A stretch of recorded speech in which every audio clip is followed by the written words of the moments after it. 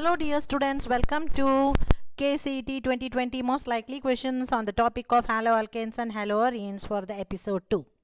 The first episode we had discussed regarding the reaction of the KOH, alcoholic KOH, and we also understood the difference in the reaction between the ethyl bromide with alcoholic KOH and aqueous KOH. When the reaction happens with aqueous KOH, it will be nucleophilic substitution reaction, and when the reaction happens with alcoholic KOH, it will be beta elimination reaction, also called dehydrohalogenation reaction. So with that important point, now let's move on to the second question in this episode. So now let's start. Let's have a look at the question. Here is our question. When ethyl bromide is treated with dry Ag2O, so silver oxide, which is dry, which it gives which of the following? So the question is, whenever ethyl bromide is treated with dry silver oxide, what is the product that we are going to get? So is it ethyl alcohol, or is it ethane, or is it diethyl ether, or is it ethene? Which of these four options will be the answer for us? Now here children, I would like to draw a very important point to your attention. So now I want you to focus here with this particular condition.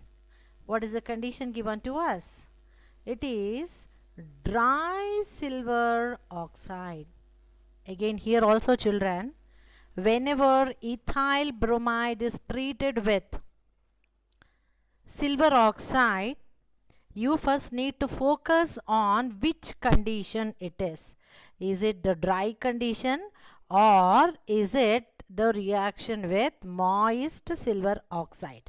Because ethyl bromide, when treated with silver oxide in the moist condition, behaves differently. The product obtained will be different, and when it is treated with dry silver oxide, the product obtained will be different. Now let's have a look at what will be the product that we are going to get when we treat ethyl bromide with moist silver oxide first. So okay, now let's write the equation for it. So ethyl bromide, let me take it with 2 moles of ethyl bromide, and we are going to treat it with moist silver oxide. What is moist silver oxide meaning? It's containing moisture in it. That means it's having water component in it.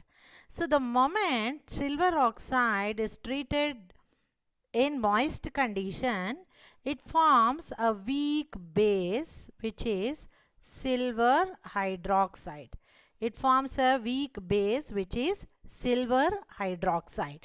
By taking up the moisture from the water, it is going to get itself converted into silver hydroxide. Remember, silver hydroxide is a weak base, and it's going to release the weak nucleophile, which is the OH minus. Why am I calling it weak? Because that base from which the condition from which, or the base from which it is formed, is very weak. So now again, when this is the condition, again there is a nucleophile here and there is a nucleophile here. It's a bromide nucleophile, and here it is a hydroxide nucleophile. Obviously they will undergo the nucleophilic substitution reaction. They will undergo the nucleophilic substitution reaction. So I'm using short forms. Okay, so what is the product formed when they undergo nucleophilic substitution reaction? Very simple. Hydroxide nucleophile will substitute the bromide nucleophile, yielding us 2 moles of C2H5OH, along with the Br minus will react with this Ag, and that is Ag2O I'm talking about. So it's going to yield us 2 AgBr. So what is the product we got?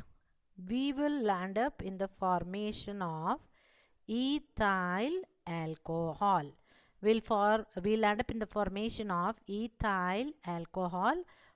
That's a trivial nomenclature, and its IUPAC name, all of you know that it is ethanol. Okay, so in case in a hurry, if you do not recognize or read the dry condition, then because you see an option here, even if you're not observing and just read somewhere that ethyl alcohol, still there is an option, and in case if you happen to shade A as your answer, it will be completely the wrong answer. Now let's see the reaction of ethyl bromide with the dry silver oxide. So now let's write the equation for this as well and see what's the product we are going to get. So ethyl bromide, let's treat it with dry silver oxide. Ethyl bromide, let's treat it with dry silver oxide. Now what's the product you're going to get?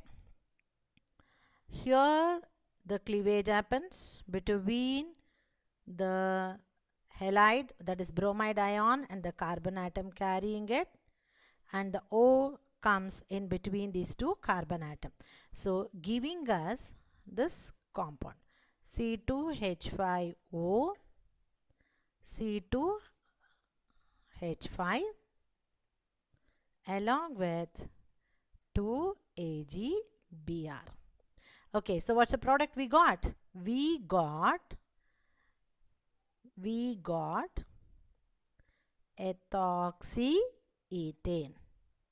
That is its IUPAC name, and its trivial nomenclature will be, because there are two ethyl and it means ether, that's a functional group, so it is diethyl ether.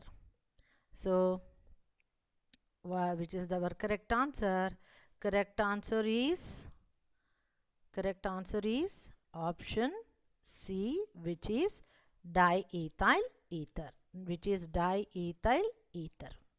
Okay, children, we discussed in length regarding the reaction of silver oxide with ethyl bromide in both moist condition as well as in dry condition. So in case if the question appears with respect to moist condition, you know the answer is ethyl alcohol, and if the question is with respect to dry silver oxide, then the answer is diethyl ether. So like this, we will be discussing all the important question for KCET 2020. Keep practicing, keep watching all of the videos, keep learning. I wish you all the best, and please share this video with all your friends and also subscribe to our channel to get the latest. Thank you.